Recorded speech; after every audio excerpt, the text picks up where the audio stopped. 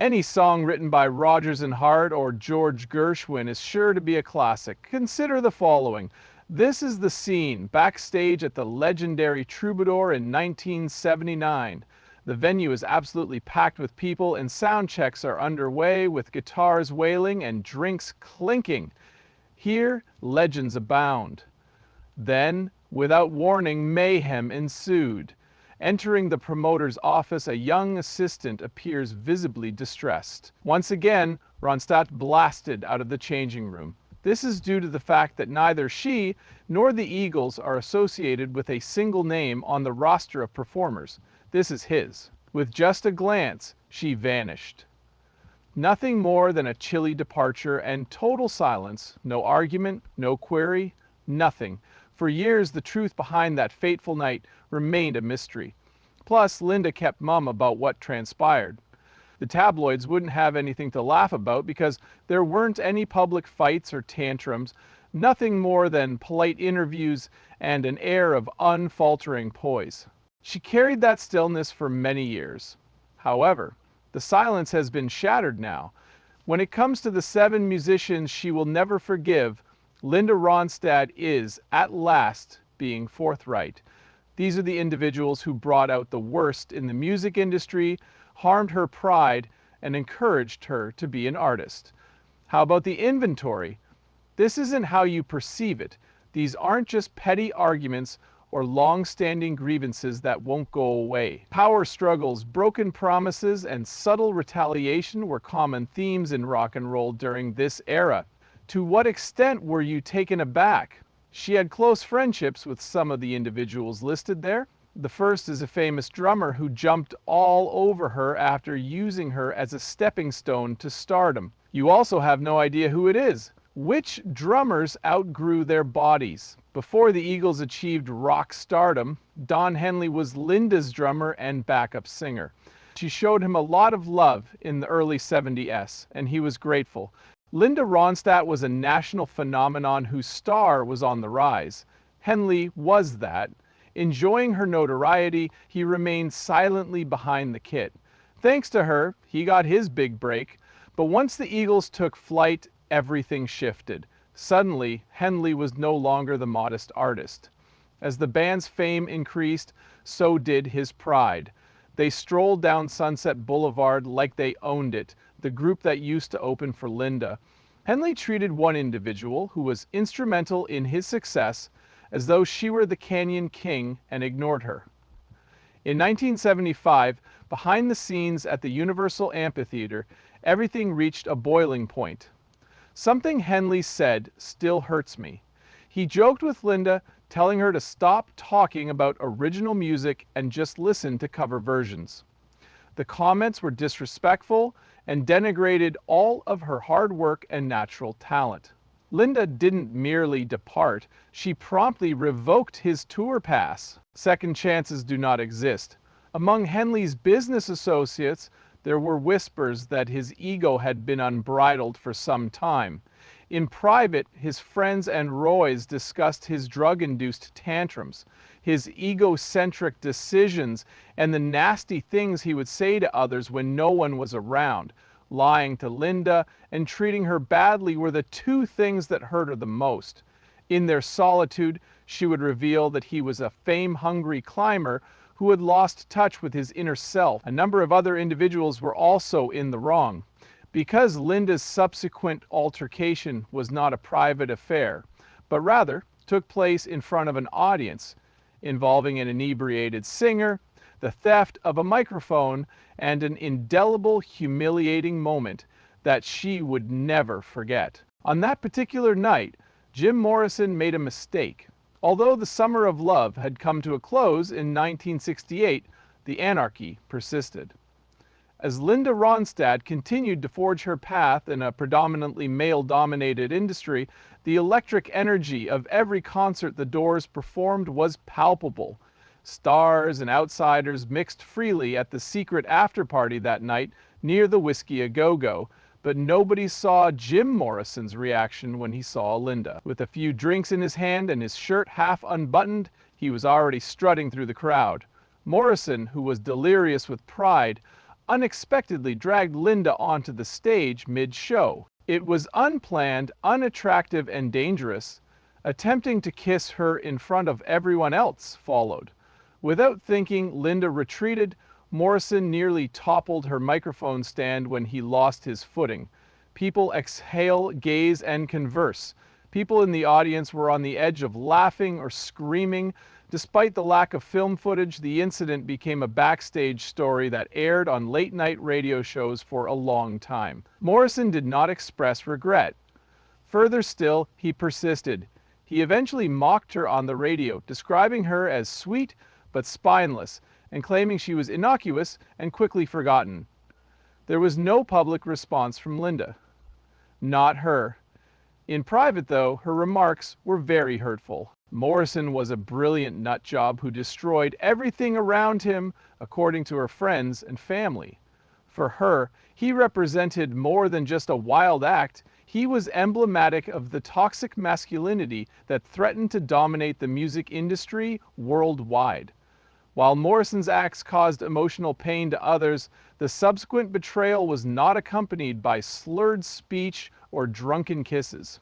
During a period of solidarity, Linda believed she was in the company of friends, standing behind a cause she cared about, and even put her career on the line for it. That is, until one of her allies betrayed her. When demonstrations became more intimate, the legendary Neil Young, in 1976, this happened. For a benefit concert for agricultural workers, famous rock musicians got together.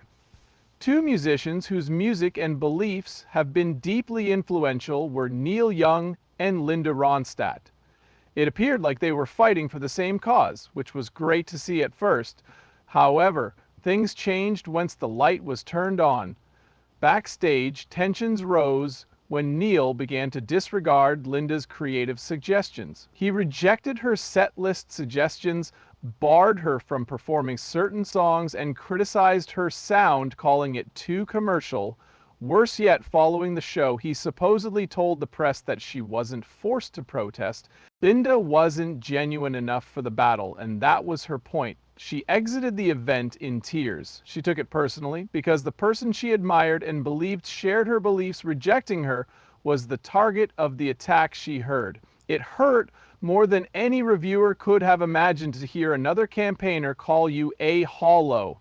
After that night, everything changed. No matter how noble the cause, Linda and Neil Young would never perform together again after that. She confided in him behind closed doors that she found him rude and overly boisterous. She didn't give his action much thought when he was that arrogant. However, her artistic spirit would be shattered the following time if that one made her feel bad emotionally. Once again, Linda's faith was betrayed during a recording session, with the soul-chilling line uttered in front of an entire room of musicians. When genius becomes cruelty. Politics and public commentary had nothing to do with this betrayal.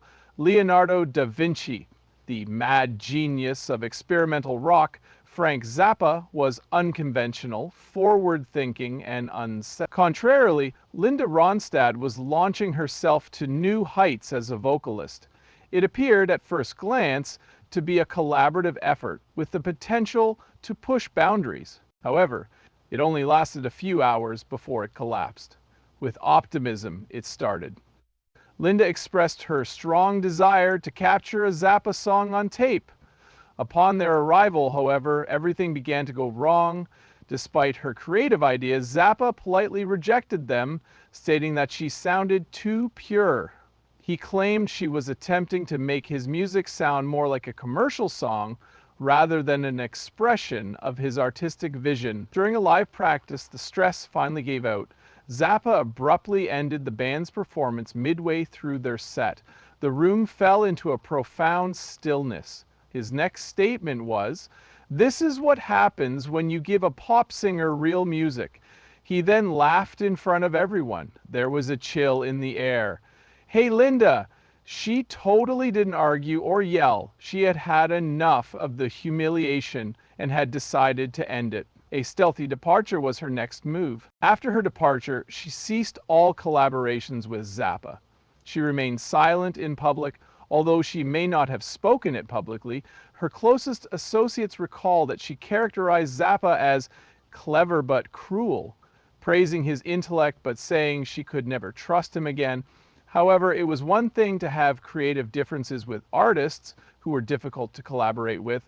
What came after that, more than that, it hurt. Why? Because the individual following her on her list wasn't some irrational genius or vocalist, someone she formerly considered family, a fellow pioneer who abandoned her at her hour of greatest need. The aftermath of Laurel Canyon is David Crosby. Back in their Laurel Canyon days, Linda Ronstadt and David Crosby sounded just like family.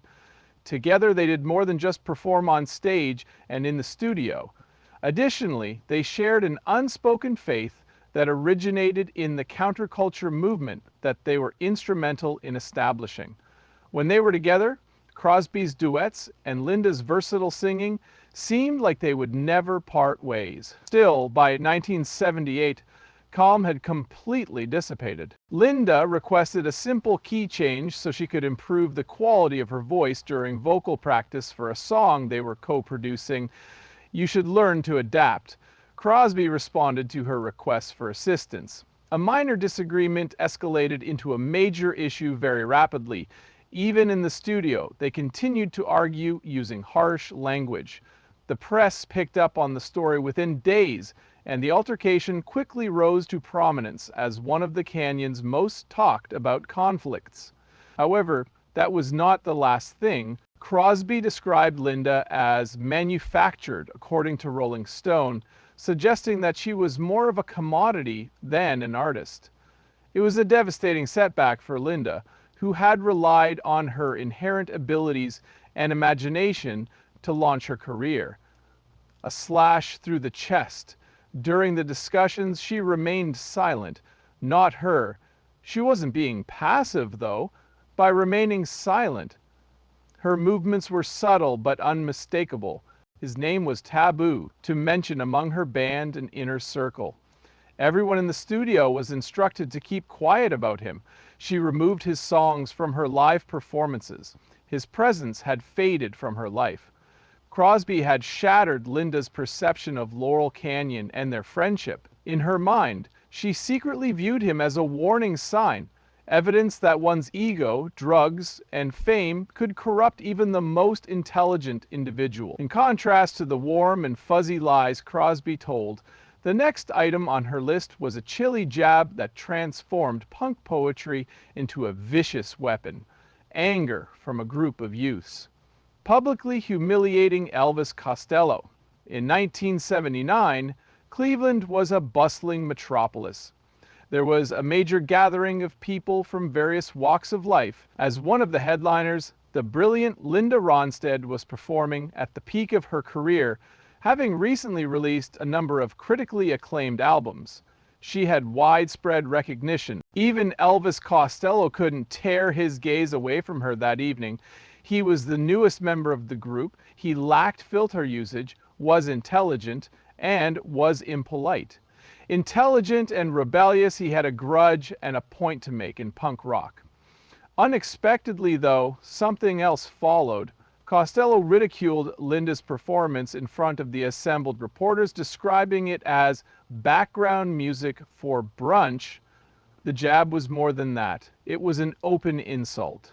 Backstage, Linda spoke to him in the hopes of obtaining an apology or further details about the comment that had gone viral. However, she received an entirely different thing. It was said that Costello was arrogant and inebriated. He met her gaze, uttered another insult, and then departed without offering an apology. Beyond that, she turned away. Elvis Costello, in her mind, represented more than just that one insensitive remark. A new breed of artist had emerged. Brilliant but heartless, harsh but merciless, courageous yet cruel for cruelness' sake. What she perceived in his insult was ego rather than soul. The sum of her losses was greater than the last one, though. The last name dispelled any notion that it was a rowdy rock band or an obnoxious rookie. It sounded like destiny was conspiring to pair them with this artist whose music should have complemented hers. Behind the scenes, though, the conflict was obvious. Rather than being a joyful collaboration, the two became quietly at odds over who would take the lead and who would strive for perfection. Suddenly, Paul Simon was let go. Paul Simon, one of the most famous musicians of the era, and Linda Ronstadt, known for singing in a lot of different styles, seemed like the perfect match in 1982.